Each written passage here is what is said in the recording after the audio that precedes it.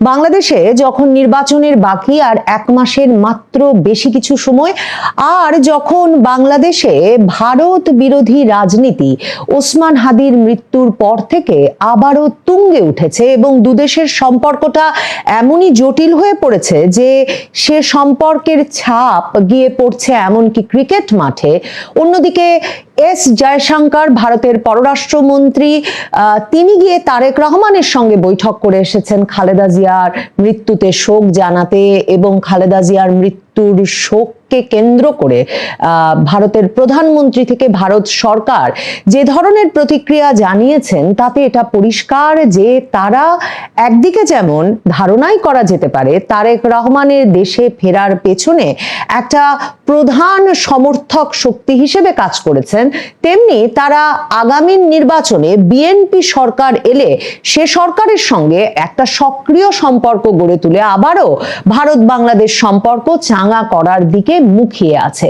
কাজেই এ অবস্থায় শেখ হাসিনা যে নতুন সাক্ষাৎকারটি দিয়েছেন সেটা কৌতূহলোদ্দীপক হয়ে ওঠে সেদিক থেকে যে এ অবস্থায় শেখ হাসিনা ভারত প্রসঙ্গে কি বলেন, ভারতের সঙ্গে বিএনপির রাজনীতির যে নতুন মৈত্রী সেটাতেই কি প্রতিক্রিয়া দেখান।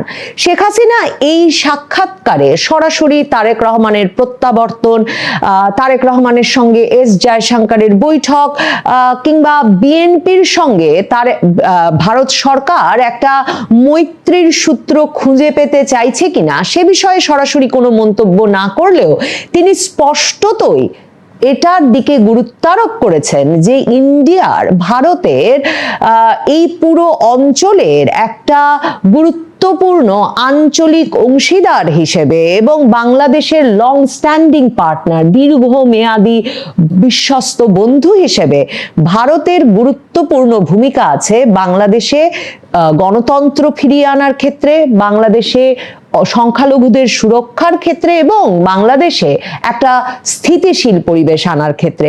শেখ হাসিনার CNN নিউজ 18কে দেওয়া এই সাক্ষাৎকারটা পড়লে স্পষ্টত বোঝা যায় যে তিনি বিশেষভাবে উদ্বিগ্ন, আওয়ামী লীগ বিশেষভাবে উদ্বিগ্ন বাংলাদেশে এক রকমের ইসলামী চরমপন্থার বিকাশ এবং যেটাকে তিনি মব মেন্টালিটি বলছেন, মব মানসিকতার একটা স্ফুরণের ফলে।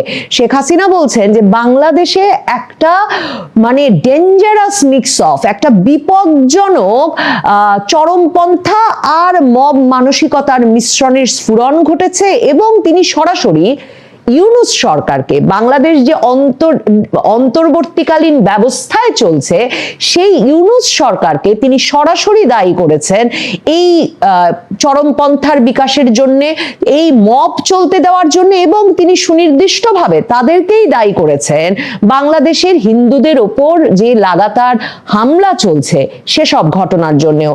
এই প্রশ্নটা আসলে সুনির্দিষ্টভাবে ভারতীয় সংবাদ মাধ্যম CNN নিউজ 18 জিজ্ঞেস করেছিল যে বাংলাদেশে যে ক্রমাগতভাবে হিন্দুদের উপর হামলা হচ্ছে, দীপু দাসকে যে নৃশংসভাবে খুন করা হলো, এর পেছনে কি ধরনের মানসিকতা কাজ করছে এবং কিভাবে এ ধরনের হামলা বন্ধ হতে পারে। শেখ হাসিনা তখন কিন্তু মনে করিয়েছেন যে এই ইউনূস ক্ষমতা নেওয়ার পর থেকে হাজার হাজার হামলার ঘটনা ঘটেছে ধর্মীয় সংখ্যালঘুদের উপর, এবং তিনি সেক্ষেত্রে বলেছেন যে শুধুমাত্র হিন্দু নয়, খ্রিস্টান, হিন্দু, বুদ্ধিস্ট, পিসফুল মানে শান্তিপূর্ণভাবে বসবাসকারী আহমদিয়া সম্প্রদায়ের মানুষ, এরা প্রত্যেকে হামলার শিকার হয়েছেন এবং এর জন্য কাউকে কোনো জবাবদিহি করতে হয়নি।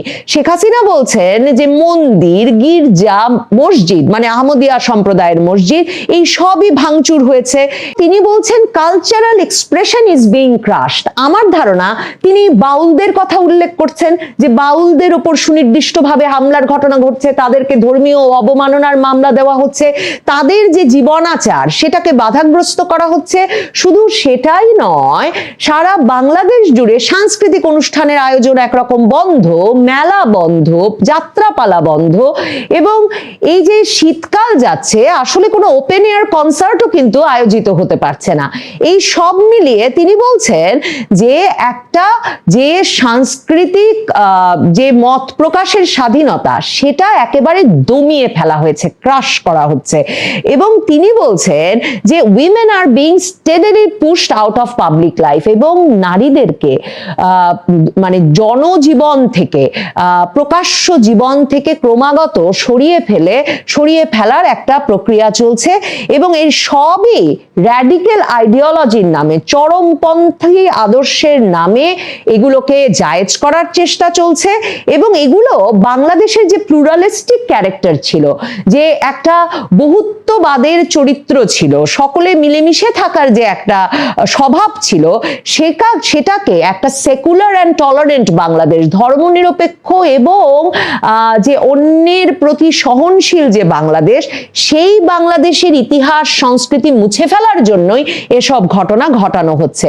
এবং তিনি তখন বলছেন যে এই ভায়োলেন্স, এই সহিংসতা একমাত্র বন্ধ করা যাবে, এর অবসান ঘটানো যাবে যদি বাংলাদেশে একটা শক্তিশালী গণতান্ত্রিক নির্বাচিত নেতৃত্বের অধীনে নতুন একটা সরকার গঠিত হয়, যারা কিনা ক্লিয়ারলি উইল রিজেক্ট, যারা সরাসরি চরমপন্থা কে অস্বীকার করবে, অগ্রাহ্য করবে, দমন করবে, রিজেক্ট করবে এবং প্রত্যাখ্যান করবে। এবং তিনি বলছেন যে যারা কিনা সকল সংখ্যালঘুকে ফুল অ্যান্ড ইকুয়াল সিটিজেনশিপ, সমমর্যাদার নাগরিকত্ব দেওয়ার বিষয়ে প্রতিশ্রুতিবদ্ধ থাকবে আইন অনুযায়ী, সেই রকম একটা সরকারই শুধুমাত্র বাংলাদেশকে এই যে ভয়াবহ ধর্মীয় উগ্রবাদের দিকে বাংলাদেশ চলে যাচ্ছে তা থেকে ফিরিয়ে এনে সকল সহিংসতার অবসান দেশটাতে ঘটাতে পারে। এই সাক্ষাৎকারটি উল্লেখযোগ্য এই কারণে যে তিনি কিন্তু এই সাক্ষাৎকারে সে সময় একেবারেই বলেন না যে এর একমাত্র উত্তর হতে পারে আওয়ামী লীগ, কিংবা তিনি ভারত সরকার যে গিয়ে বিএনপির সঙ্গে এক রকমের খাতির করতে চাইলো, এবং সেটার ক্ষেত্রে এটা বুঝতে যে অসুবিধা থাকে না যে বাংলাদেশটা যখন সীমান্তের ওপারে একটা মানে সহিংস ধর্মীয় উগ্রবাদের দিকে যাচ্ছে, তখন ভারত সরকার সবচেয়ে ঝুঁকিহীন মানে এক রকমের অপশন হিসেবে, পছন্দ হিসেবে বেছে নিয়েই বিএনপির সঙ্গে ঘনিষ্ঠ হওয়ার চেষ্টা করছে বা তার দিকে মৈত্রীর হাত বাড়াচ্ছে।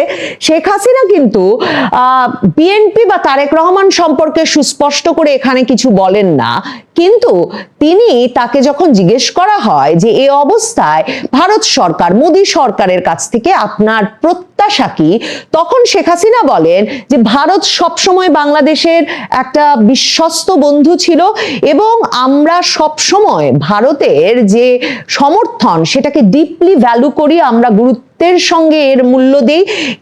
এবং বাংলাদেশে যে ভায়োলেন্সটাকে নরমালাইজ করে ফেলা হয়েছে, সহিংসতাটাকে একটা নিয়মে পরিণত করা হয়েছে এবং বাংলাদেশের ভেতরে বাংলাদেশকে ভীষণভাবে অস্থিতিশীল করে তোলা হয়েছে, সেটা খুবই স্বাভাবিকভাবেই আমাদের নেইবারদেরকে উদ্বিগ্ন করছে, মানে ভারতকেও উদ্বিগ্ন করছে। তো শেখ হাসিনা বলছেন কারণ ভারত দেখছে বাংলাদেশে পারসিকিউশন হচ্ছে, সুনির্দিষ্টভাবে নির্যাতনের ঘটনা ঘটছে, বাংলাদেশ বিশৃঙ্খল হয়ে পড়েছে এবং বাংলাদেশে মানে দুই দেশের মধ্যকার যে একটা শেয়ার্ড ভ্যালুস ছিল, যে একই ধরনের আদর্শ ছিল, সেগুলো ভেঙে পড়ছে। কাজেই তিনি বলছেন, শেখ হাসিনা এখানে এসে সুস্পষ্ট ভাষায় বলছেন, I urge India to stand firmly for democratic principles. আমি ভারতের প্রতি আহ্বান জানাবো।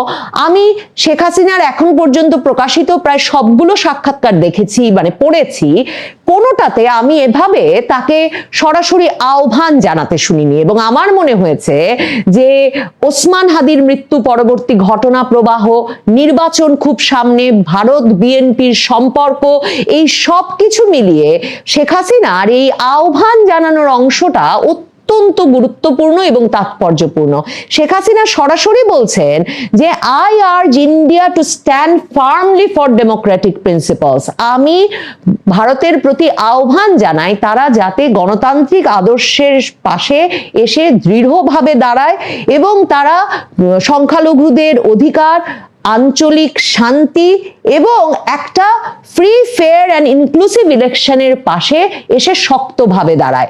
মানে সংখ্যালঘুদের সুরক্ষা, আঞ্চলিক শান্তি এবং সুষ্ঠু, অবাধ, নিরপেক্ষ, অন্তর্ভুক্তিমূলক একটা নির্বাচনের পক্ষে এসে শক্তভাবে দাঁড়ায়। তিনি বলছেন কারণ একটা স্থিতিশীল এবং গণতান্ত্রিক বাংলাদেশ শুধুমাত্র আমার জনগণ, বাংলাদেশের জনগণের উপকারে আসবে না, সেটা পুরোপুরিভাবে ভারত এবং পুরো দক্ষিণ এশিয়ার স্বার্থের জন্যই জরুরি। তার মানে শেখ হাসিনা মনে করাতে চাইছেন যে তারেক রহমান 25 তারিখ ফেরবার পরেও কিন্তু ভারতের পররাষ্ট্র মন্ত্রণালয়ের মুখপাত্র রণধীর জয়সওয়াল যখন ভারতের সাংবাদিকদের সঙ্গে সাক্ষাৎ করলেন নিয়মিত ব্রিফিংয়ে, এবং ভারতের সংবাদ মাধ্যম জিজ্ঞেসই করলো যে আপনাদের সমর্থনেই তারেক ফিরেছেন বাংলাদেশে, তো এখন কি আওয়ামী লীগ ছাড়া নির্বাচন হয়ে গেলেও আপনারা গ্রহণ করবেন, আপনাদের কাছে মনে হবে এটা একটা গ্রহণযোগ্য নির্বাচন হয়েছে? তখন সুস্পষ্টভাবে কিন্তু ভারতের পররাষ্ট্র মন্ত্রণালয়ের পক্ষ থেকে রণধীর জয়সওয়াল বলেছিলেন যে তারেক রহমানের দেশে আগমনটাকেও একটা অন্তর্ভুক্তিমূলক নির্বাচনের মানে লেন্সেই বিবেচনা করা উচিত, একটা অন্তর্ভুক্তি নির্বাচনের কথা মাথায় রেখেই বিবেচনা করা উচিত। তার মানে তারেকের ফেরাটাও সেটারই একটা অংশ। এবং তিনি তখন বলেছিলেন যে ভারত বরাবর বলে এসেছে যে এমন একটা নির্বাচন হতে হবে যে নির্বাচনে সকল দল সকল মতের ব্যক্তিবর্গ অংশ নিতে পারবেন, তাহলেই সেটাকে একটা ফ্রি ফেয়ার অন্তর্ভুক্তিমূলক নির্বাচন বলা যাবে। তার মানে ভারত কিন্তু আওয়ামী লীগ সহ বা সকলের অংশগ্রহণে নির্বাচনটার প্রতি তখনও গুরুত্ব আরোপ করছে ছিল এবং সেটাই তাদের সর্বশেষ অবস্থান। শেখ হাসিনাও সেটাই মনে করিয়েছেন এবং শেখ হাসিনাকে তারপর যখন জিজ্ঞেস করা হলো যে do you personally wish to contest the upcoming Bangladesh elections, আপনি কি আগামী বাংলাদেশের নির্বাচনে অংশ নিতে চান? যদি বাংলাদেশে আওয়ামী লীগ পার্টিসিপেট করতে না পারে, নির্বাচনে অংশ নিতে না পারে, সেই নির্বাচন কি বৈধ হবে? শেখ হাসিনা উত্তর দিলেন, the real issue is not weather I personally contest the election, আমি নির্বাচনে ব্যক্তিগতভাবে অংশ নিতে পারি কিনা সেটা গুরুত্বপূর্ণ নয়, গুরুত্বপূর্ণ হচ্ছে নাগরিকেরা সত্যিকার অর্থেই জেনুইন ডেমোক্রেটিক চয়েস, গণতান্ত্রিকভাবে তাদের পছন্দের দলকে পছন্দ করে নিতে পারলো কিনা। যদি বাংলাদেশের সর্ববৃহৎ এবং মানে সবচেয়ে বেশি সময় নির্বাচিত দল Awami League band or excluded মানে নিষিদ্ধ থাকে অথবা নির্বাচন থেকে বাইরে থাকে, তাদেরকে নির্বাচনে অন্তর্ভুক্ত না করা হয়, তাহলে সেই নির্বাচনকে সুষ্ঠু অবাধ কোনোভাবেই বলা যাবে না। এবং যে কোনো সরকার সেভাবে সেই নির্বাচনের মাধ্যমে গঠিত হলে সেই সরকার উইল ল্যাক লেজিটিমেসি, সেই সরকারের বৈধতা থাকবে না। মানে এটাও কিন্তু একটা সুস্পষ্ট বার্তা ভারত সহ আন্তর্জাতিক সম্প্রদায়ের প্রতিও। এবং তিনি বললেন যে দ্য ইন্টারিম গভর্নমেন্ট নোজ, অন্তর্বর্তীকালীন ইউনূস সরকার জানে যে যদি আমাদেরকে নির্বাচন করতে দেওয়া হয়, মানে যদি আওয়ামী লীগকে নির্বাচন করতে দেওয়া হয়, তাহলে আমরা বিপুল গণসমর্থন পাবো এবং শুধুমাত্র দ্যাট ইজ প্রেসাইজলি ওয়াই, ঠিক এই কারণটাতেই আওয়ামী লীগকে নির্বাচনের বাইরে রাখা হচ্ছে। একটা নির্বাচন আওয়ামী লীগ ছাড়া হলে সেটা লাখ লাখ ভোটারকে তাদের ভোটাধিকার থেকে বঞ্চিত করবে, তারা সিম্পলি ভোট দিতে যাবেন না, তারা মানে ভোট দিতে যাবেন না এবং এটা গণতন্ত্র হতে পারে না। এটা হচ্ছে একটা সিলেকশন, এটা হচ্ছে এক রকমের একটা আনইলেক্টেড অনির্বাচিত সরকার দ্বারা এক রকমের মনোনয়নের মাধ্যমে, সিলেকশনের মাধ্যমে পরবর্তী সরকারকে নির্বাচনের একটা ব্যবস্থা। শেখ হাসিনা সম্ভবত সেই গণতন্ত্র, সেই অন্তর্ভুক্তিমূলক নির্বাচন, ফ্রি ফেয়ার সেই ইলেকশন, যে ইলেকশনের মাধ্যমে একটা বৈধ সরকার বাংলাদেশকে স্ট্যাবিলিটি বা স্থিতিশীলতা এনে দিতে পারবে এবং বাংলাদেশের সকল সহিংসতার অবসান ঘটাতে পারবে, তেমন একটা গণতান্ত্রিক প্রক্রিয়ার পাশে দাঁড়াতেই ভারত সরকারের প্রতি আহ্বান জানাচ্ছেন। কারণ তিনি মনে করিয়ে দিচ্ছেন না হলে ভারত বা পুরো দক্ষিণ এশিয়াতেই শান্তি স্থিতিশীলতা অসম্ভব হয়ে পড়বে। সম্মানিত দর্শক, বাংলাদেশের রাজনীতিতে এই মুহূর্তে একটি আলোচনা বেশ চলছে। তা হলো, সত্যি কি শেখ হাসিনা চাইছেন ভারত বাংলাদেশে অর্থাৎ বাংলাদেশের অভ্যন্তরীণ বিষয়ে হস্তক্ষেপ করুক? ভারতীয় এক গণমাধ্যমে তার এক সাক্ষাৎকারের পর এই আলোচনার পালে হাওয়া লেগেছে। বৃহৎ সাক্ষাৎকারটির এক জায়গায় তিনি বলেছেন, I urge India to stand firmly for democratic principles, minority rights, regional peace and free, fair and inclusive elections in Bangladesh.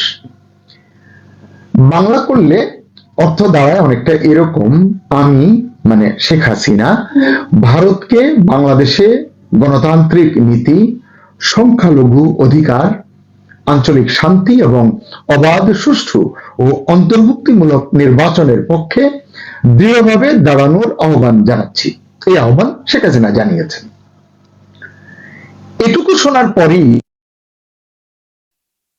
কাছে কি চাইছেন?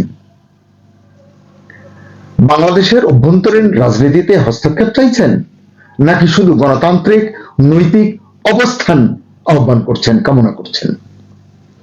খেয়াল করলে দেখবেন সাক্ষাৎকারের কোথাও তিনি ইন্টারভেনশন শব্দটি ব্যবহার করেননি, মানে হস্তক্ষেপ এটি ব্যবহার করেননি। বলেছেন stand for democracy, minority rights, inclusive elections. তারপরও যারা এই বক্তব্যের সমালোচনা করছেন তারা বলছেন বাংলাদেশ যেহেতু একটি সার্বভৌম রাষ্ট্র এবং নির্বাচন বাংলাদেশের অভ্যন্তরীণ বিষয়, এই জন্য প্রতিবেশী রাষ্ট্রকে মানে ভারতকে প্রকাশ্যে আহ্বান জানাতে হবে কেন? তাই এটি বিদেশি শক্তিকে দেশের বিষয়ে, অভ্যন্তরীণ বিষয়ে হস্তক্ষেপ করার আহ্বানের সামিল। এছাড়াও শেখ হাসিনা বলেছেন রিজিওনাল পিস, এই কথাকে তিনি এই সাক্ষাৎকারে গুরুত্ব দিয়ে বলেছেন নেইবার্স আর অ্যালার্মড, অর্থাৎ আঞ্চলিক নিরাপত্তা এবং প্রতিবেশীদের জন্য ঝুঁকিহীন স্থিতিশীলতার প্রশ্ন এখানে আছে। তিনি বাংলাদেশের গণতন্ত্র, সংখ্যালঘু অধিকার এবং নির্বাচনের স্বচ্ছতার পক্ষে যে স্পষ্টভাবে ভারতের দৃঢ় অবস্থান চাইছেন, এটা তো স্পষ্ট হলো। নৈতিক ও কূটনৈতিক অবস্থান বিবেচনায় যদি মূল্যায়ন করেন তাহলে দেখা যাবে তিনি আহ্বান জানাচ্ছেন ভারত যেন বাংলাদেশের গণতান্ত্রিক নীতির পক্ষে দৃঢ় থাকে।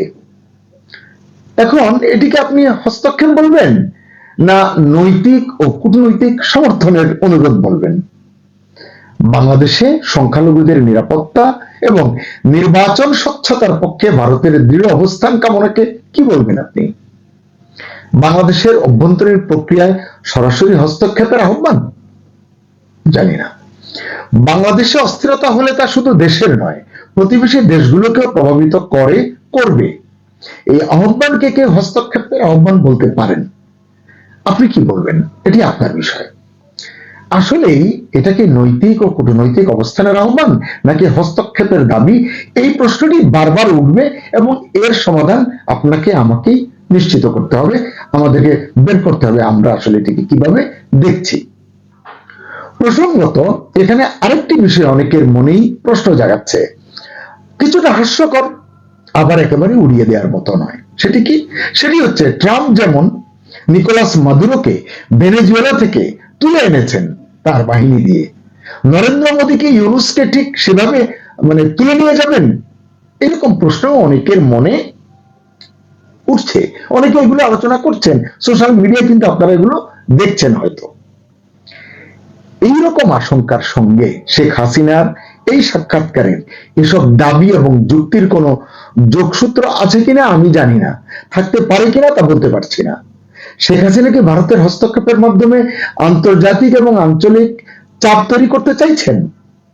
সাক্ষাৎকারটি বিস্তারিত যদি পড়েন আপনারাও আসলে এ থেকে সিদ্ধান্তে পৌঁছতে পারবেন। আমার ধারণা, মানে আমাকে যদি জিজ্ঞাসা করেন, বাস্তবে এমন কোনো সম্ভাবনা আমি দেখছি না, কিন্তু এই ধরনের কল্পনা অনেকের মনেই থাকতে পারে, অনেকের মনেই এটি আছে বলে মনে হয়, নয়তো সোশ্যাল মিডিয়ায় এত আওয়াজ কেন?